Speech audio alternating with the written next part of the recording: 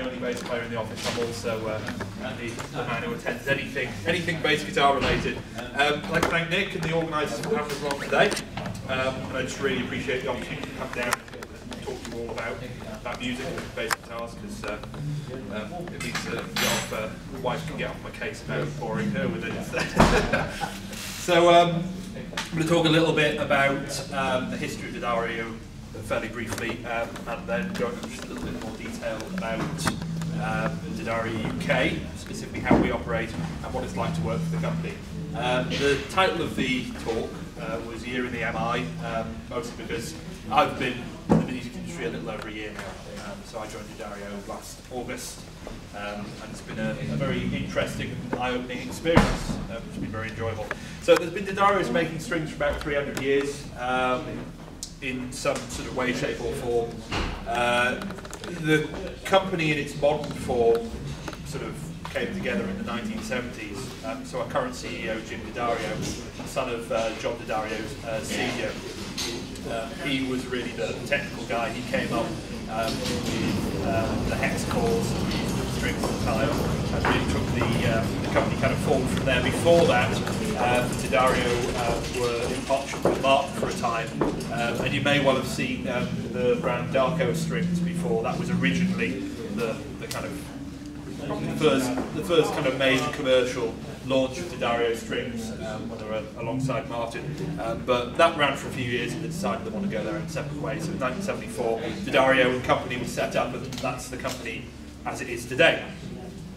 So tradition, as you can imagine, seeing as D'Addario's have been making strings for such a long time, has always been very, very important to the company. But so is innovation. So as a result, we've got a lot of people with the surname D'Addario on the board and in place. It still feels like a family-run business, but we've managed to stay very much at the forefront of design and technology, and yeah, we're one of the biggest companies making musical strings and the wire. Because one of the advantages we have over our competitors is we control the entirety of the process. We draw our own wire as well as build our own strings. So we go all the way from getting the raw materials and building them into stuff we're going to build the strings out of. So we make all sorts of strings. Mormont can talk to me afterwards about any questions you have about any of our products. I have with me a number of example tape wounds, flat wounds, half rounds, round wounds, all different kinds of materials on there. I've also got some samples with me, so if there's anything of our range you want to give a go, just come and have a chat with me. Even better if you've got bases with you, so other people can try them out as well. So I've got plenty of stuff, and I don't want to load it back in the car at the end of the day. So it's all on the table. You have to come and have a chat with me and see if I've got anything that I can sort out. Got a few bits in the raffle as well, some twin packs of round wound strings. So make sure to get your raffle tickets. It's all for a good cause. So more recently, in the past few years, we've released a number of some interesting additions into our bass guitar line. About 18 months, 2 years ago, we released Flex Steels, which are a steel string, but with a feel that's a little bit closer to our nickel round wound string. Steels tend to be quite harsh and quite high tension on the fingers, but we've sort of taken the brightness that steel players like and given them a feel that's more like the nickel players like. The tension is the key thing with those strings, it's not so much the texture. We've also very recently released 160, 165 and 170 gauge strings as well.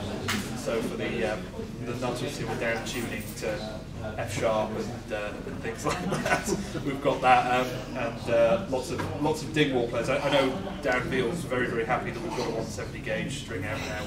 He was emailing me the other day. He's very, very pleased. He's got that down to F sharp.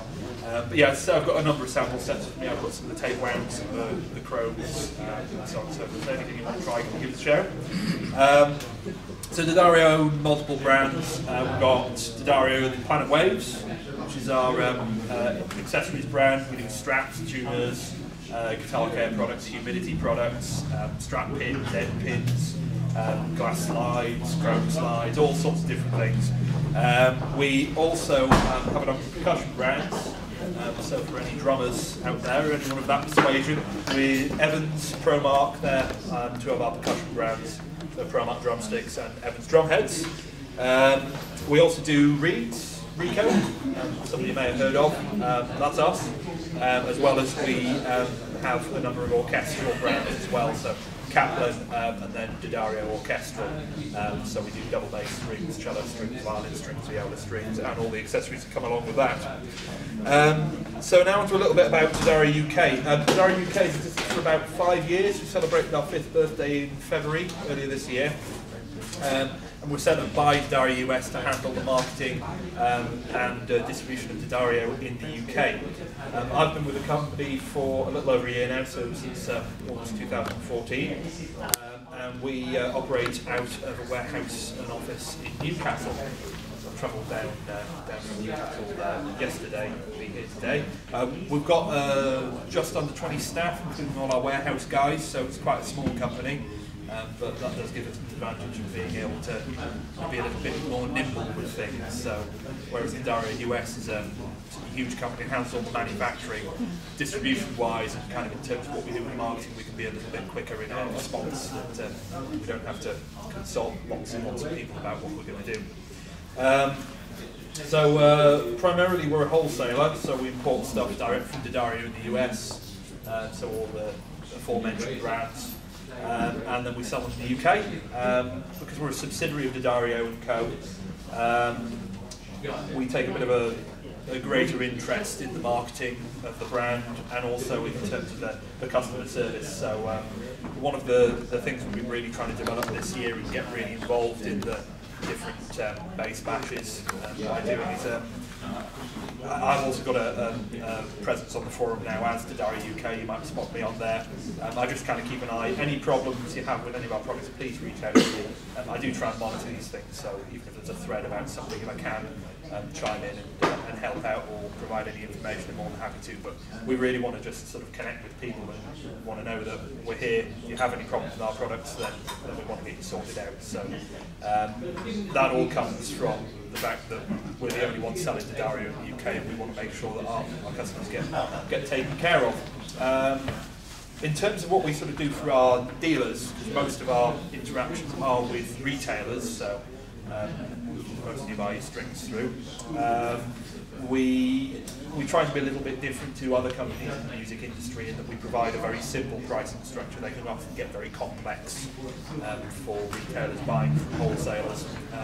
We also try and make sure that we don't have excessive minimum order amounts. We'd rather our dealers are ordering from us in small amounts and regularly. So I'd encourage you for anything, if you're looking to buy any of our products and they're not necessarily readily available, we do next day shipping to all of our dealers. So they can get stuff off us very, very quickly and easily, certainly. So if there's anything you need off them, please do ask them and make sure that they're stocking that stuff. So the attitude, as I say, that we have towards our customer service for our consumers extends to our retailers as well. So we try and have a nothing's too difficult attitude for it. So, any problems at all, more than happy for people to get in touch. Prior to joining D'Addario, I've been working for Apple Retail, and I did a music degree. I can say that now that I don't work for the company anymore, but I was there for 4 years. But it gave me a lot of really good experience. One of the things I've been doing a lot more recently with D'Addario is merchandising. So the music industry, as you'll all probably be fairly aware, it's not necessarily the most sophisticated industry out there. However, I think it makes up for that more in terms of the passion and the passion that the retailers and the people involved have. But we're trying to raise the profile of our brand quite a lot more recently. So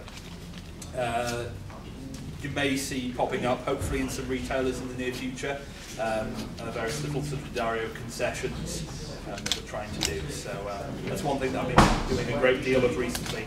But yeah, sort of trying to apply previous skills to that. But I've really enjoyed sort of working that first year in the music industry in D'Addario, because where I am, it gives me quite a bit of flexibility. And I think what I've enjoyed most about it is the opportunity to come and meet and talk to people who are passionate about the same things I'm passionate about, so bass playing and music.